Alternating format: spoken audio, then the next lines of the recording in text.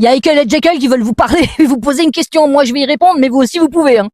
Qu'est-ce qu'ils disent les vieux? Qu'est-ce qu'on pourrait plus dire aujourd'hui? Bah tout.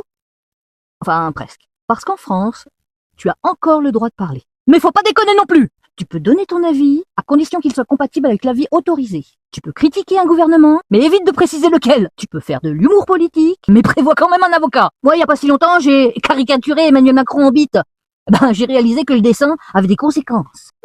Perquisition, saisie de mes biens informatiques, convocation, gendarmerie, tribunal. Et mes ordinateurs, à ce jour, ils sont toujours en captivité. Mon ordinateur, il est même pas condamné, mais il est en train de purger sa peine. Et tout ça pour avoir dessiné un dictateur en bite. Elle n'a plus d'humour, ce système. Moi, je voulais faire de l'humour, de la satire politique. Heureusement que je n'ai pas dessiné le gouvernement en pulse. Ils auraient probablement saisi mes crayons, parce qu'aujourd'hui, une caricature peut devenir une pièce à conviction. Alors que les promesses électorales, ça disparaît mystérieusement, sans laisser d'empreinte. En France, tu veux manifester, la République t'écoute. Elle t'écoute tellement bien qu'elle peut même te répondre avec des coups de matraque. Dans la gueule. Dans la gueule. Le peuple hurle « Liberté !» L'État lui répond « Ferme ta gueule !» Le peuple crie « Démocratie !» L'État lui répond « Dans ton cul !» Et quand le peuple proteste, tu protestes, amende. Tu filmes, problème. Tu contestes, encore problème. Tu continues, pas grave.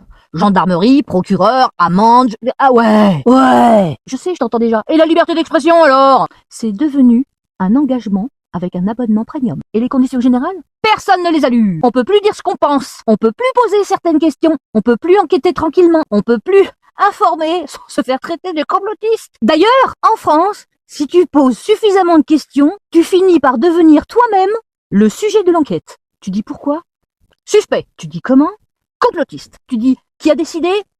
Emmerdeur. Tu dis j'ai les documents. Ah là, ça devient intéressant. Parce que faire réfléchir, ça devient déjà embêtant. Mais faire réfléchir en faisant rire, ça, c'est carrément subversif. Un humoriste, ça ne possède pas de pouvoir, pas d'armée, pas de police, pas de ministère, pas de 49.3, juste un micro.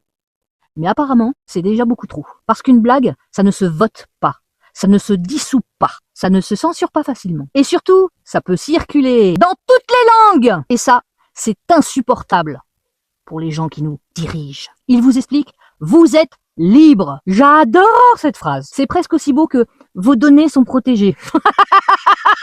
Tu es libre de penser, tu es libre de parler, tu es libre de manifester, caricaturer, informer, enfin bref, tu es libre de tout ça. Dans les limites prévues par ceux qui te rappellent que tu es libre. C'est magnifique! La liberté sous surveillance. Bref, on va clôturer. En France, tu es libre de faire tout ce que tu veux du moment que ça a été autorisé par ce gouvernement. Exemple, tu es libre de ne pas te faire vacciner. Mais si tu fais partie du corps médical, tu ne toucheras pas de salaire ni de chômage. Tu es libre de dire tout ce que tu veux, du moment que c'est pas contre ce gouvernement. Tu es libre de ne pas faire vacciner ton troupeau, sauf quand le gouvernement l'a décidé et qu'il vient à 4 heures du matin chez toi pour vacciner de force tout ton troupeau. Tu es libre d'aller manifester. Mais attention, tu risques éventuellement de te faire amender, incarcérer, mutiler, édenter, voire même tuer. En Macronie, tu es libre de tout dire aussi.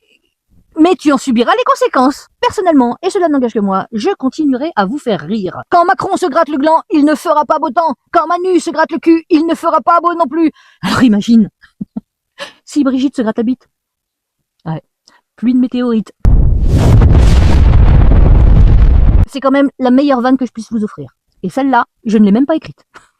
Sur ce, petit bisou.